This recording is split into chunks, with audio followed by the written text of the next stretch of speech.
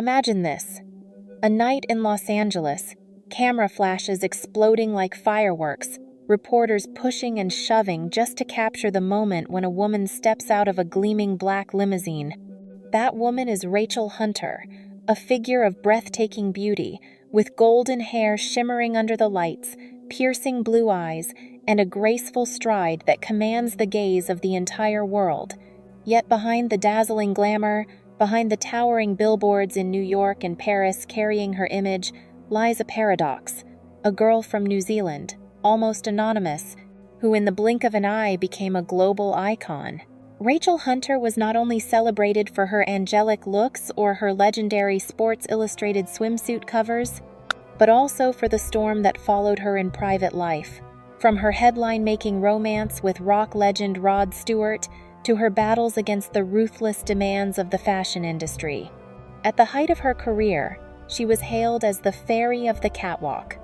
But just when the world believed Rachel had everything, the first cracks began to appear in her shining facade. This is not merely the tale of a model.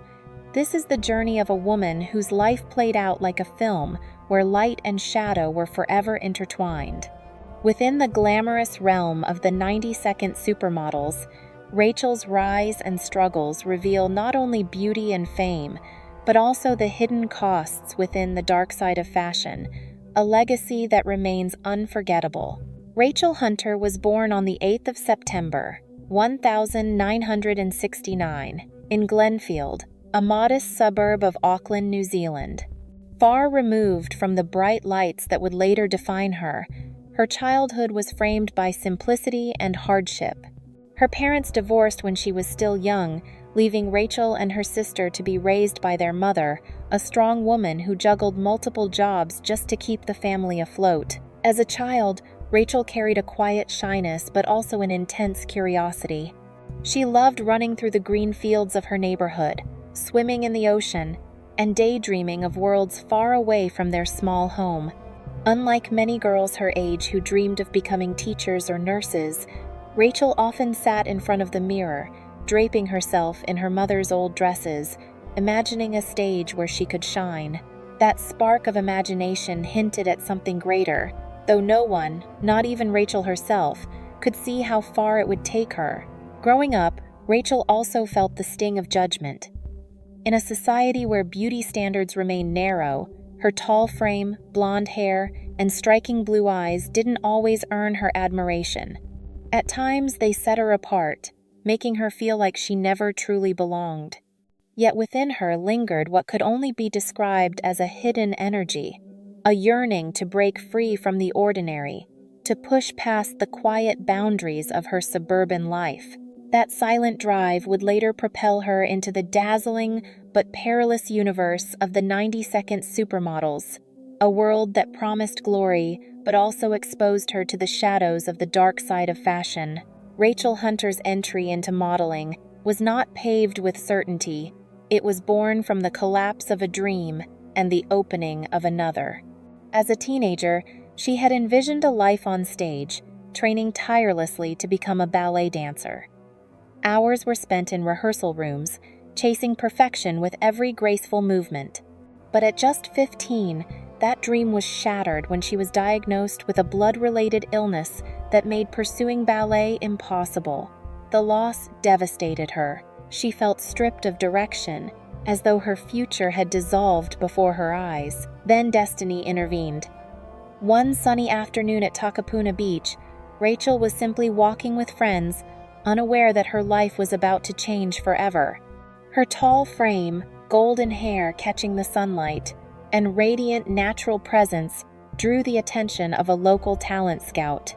He approached her with a single, startling question.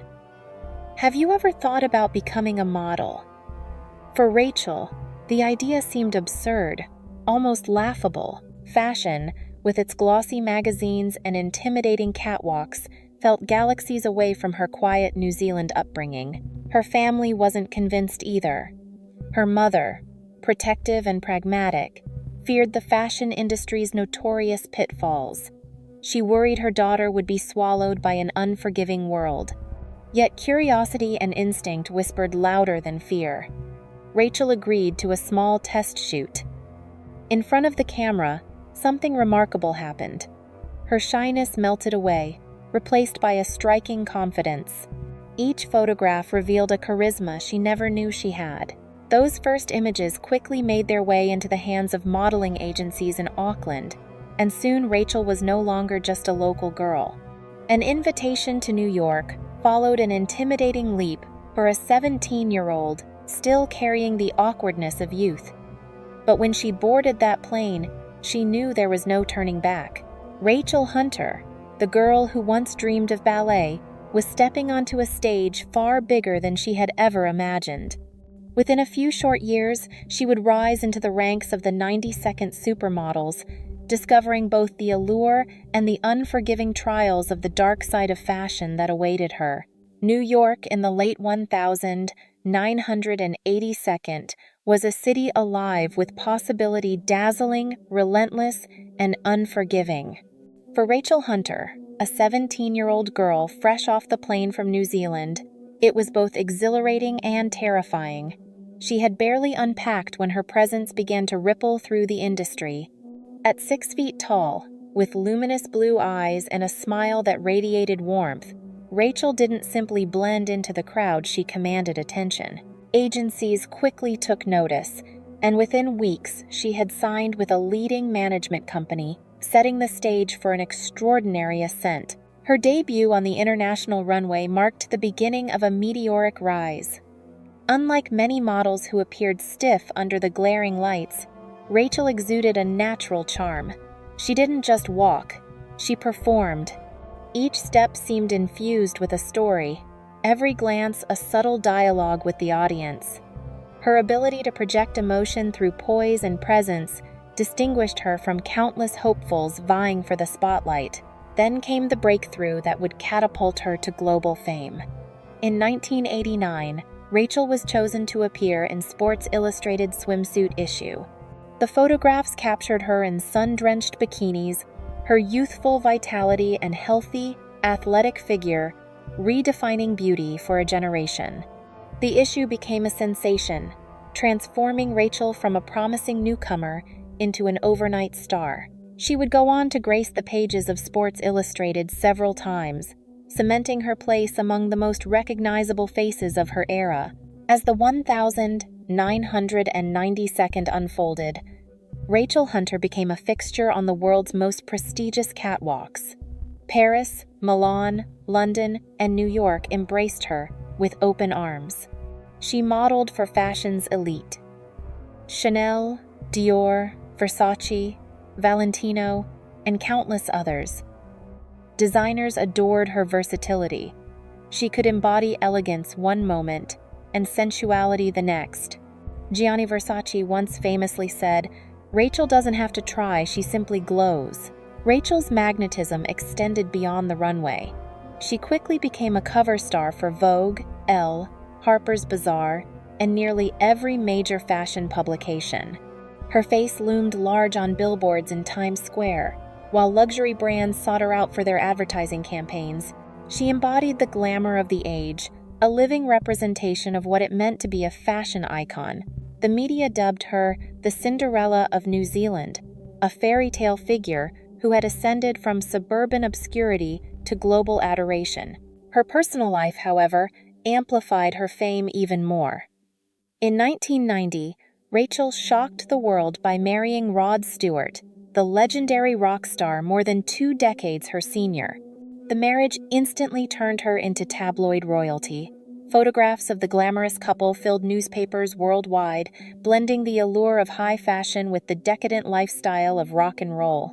Some admired the pairing as a modern fairy tale. Others whispered skepticism, questioning whether a young supermodel could endure the chaos of life with a notorious rocker. For several years, Rachel and Rod were inseparable, appearing at premieres, concerts, and exclusive galas. Their union made Rachel not just a supermodel, but a cultural phenomenon. Her name was no longer confined to the glossy pages of fashion magazines. It dominated mainstream headlines. She had transcended the label of model, stepping into the rarefied air of true celebrity. By the mid-1992nd, Rachel Hunter was firmly established among the pantheon of the 90-second Supermodels, a group of women who revolutionized modeling, transforming it from a profession into a global spectacle. Alongside Cindy Crawford, Naomi Campbell, and Claudia Schiffer, Rachel represented a new kind of fame, one where models were not silent mannequins, but powerful figures in their own right. She appeared on television, starred in commercials, and became a fixture in pop culture. What set Rachel apart was her relatability. While other models dazzled with untouchable perfection, Rachel embodied a warmth that made her seem accessible. Women admired her for her natural beauty and strength, while men were captivated by her charm. She struck a delicate balance, glamorous yet grounded, radiant yet approachable. That duality made her universally appealing and ensured her enduring popularity. The 1992nd marked Rachel's golden era, a time when her career and personal life were equally luminous. She had wealth, fame, and influence, living the dream that millions envied. She was not just walking runways or gracing covers, she was shaping cultural ideals of beauty and celebrity. But as dazzling as the spotlight was, its heat was unrelenting. Even at her peak, shadows lurked at the edges. Fame magnified every triumph, but it also magnified every flaw. Rachel was about to discover that the same light that had elevated her to superstardom could also expose her to the harsher realities of the dark side of fashion, a truth that would test her resilience in ways she could never have foreseen. What truly set Rachel Hunter apart was not only her beauty, but her choices and convictions. While many of her peers in the modeling world bowed to the extreme standards of the industry, dieting to unhealthy limits or altering their appearance, Rachel refused to conform. She proudly maintained her natural figure, showcasing a healthy, athletic femininity that resonated with millions of women. At a time when thinness was glorified, Rachel's confidence in her own skin challenged the narrative, carving a new definition of beauty. She also demonstrated courage in her career decisions. Rachel turned down lucrative contracts that sought to objectify her, insisting that she would not be reduced to a cheap image of sensuality. Her stance was bold, especially in an industry where many models were pressured to say yes to everything.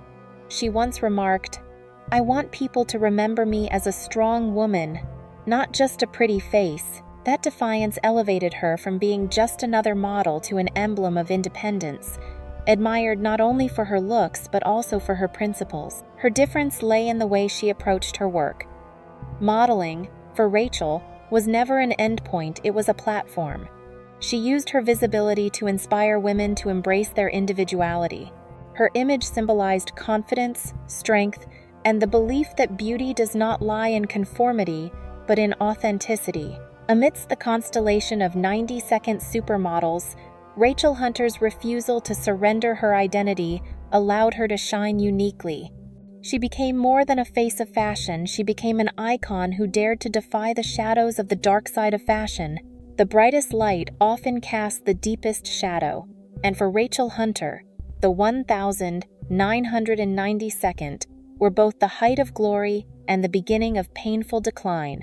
What seemed like a fairy tale at its peak slowly unraveled into a cautionary tale, proof that fame can illuminate, but also burn. Her marriage to Rod Stewart had captured headlines worldwide, painting the image of a glamorous union between a rock legend and a rising supermodel. Yet behind the smiles and red carpet appearances, cracks began to show. The 24-year age gap loomed large, as did Stewart's reputation for indulgence and infidelity. The tabloids feasted on rumors of late-night parties, alleged affairs, and public arguments.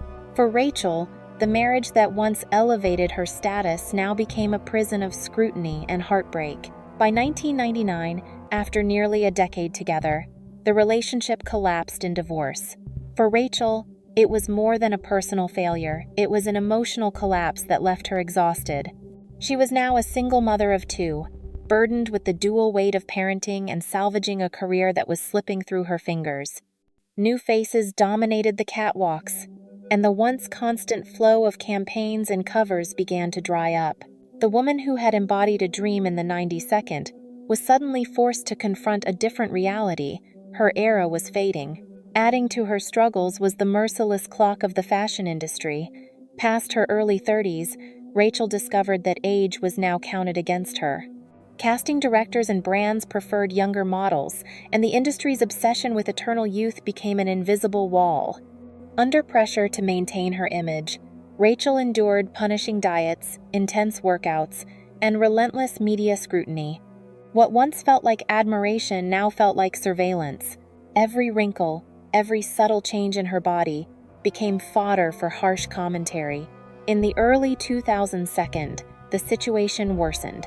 Tabloids spread rumors about plastic surgery, alleged wild parties, and claims she could no longer compete. Whether fact or fiction, the headlines chipped away at her credibility. The glamorous aura of Rachel Hunter seemed to dissolve, replaced with the caricature of a fading star. Public perception shifted cruelly. She was no longer the angelic face of Sports Illustrated, but a woman battling time, scandal, and obscurity. Desperate to reinvent herself, Rachel turned to other avenues. She dipped her toes into acting, appearing in television series and films. Yet the roles she secured were minor, failing to ignite the same spark her modeling once had. Later, she appeared on reality television, Dancing with the Stars, Celebrity Apprentice, and others. These appearances kept her visible, but they carried a bittersweet undertone.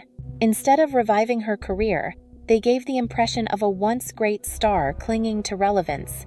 Her personal life, too, became tabloid fodder.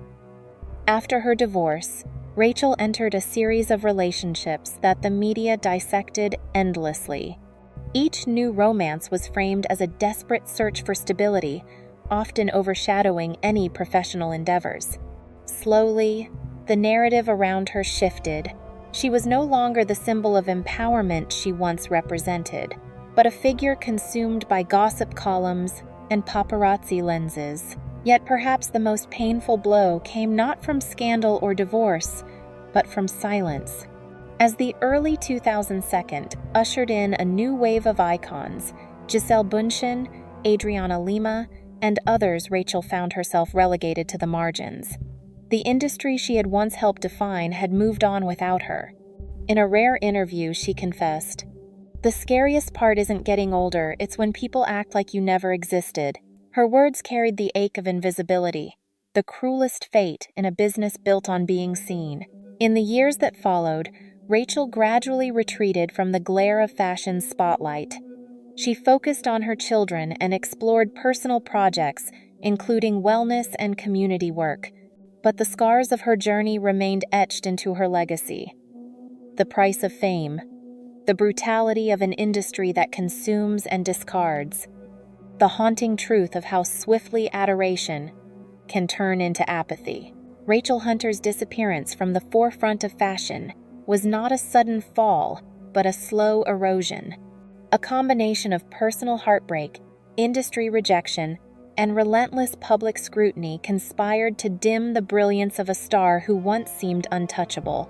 Her story is emblematic of many within the realm of the 90-second supermodels, a reminder that behind every billboard and magazine cover lies vulnerability, and that the dark side of fashion is never far from its brightest triumphs. She did not vanish completely, of course.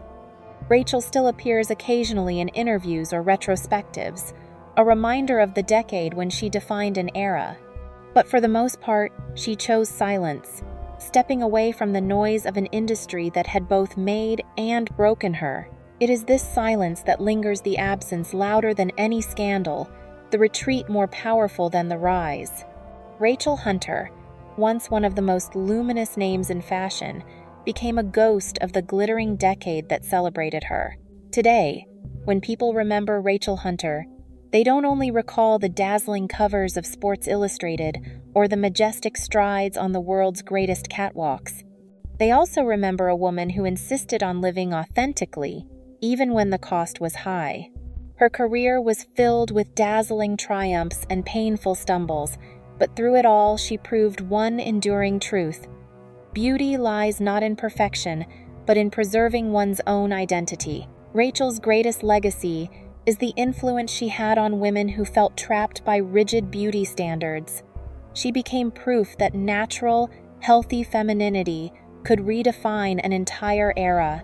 By refusing to starve herself into conformity, she gave permission for millions to embrace their own bodies and their individuality.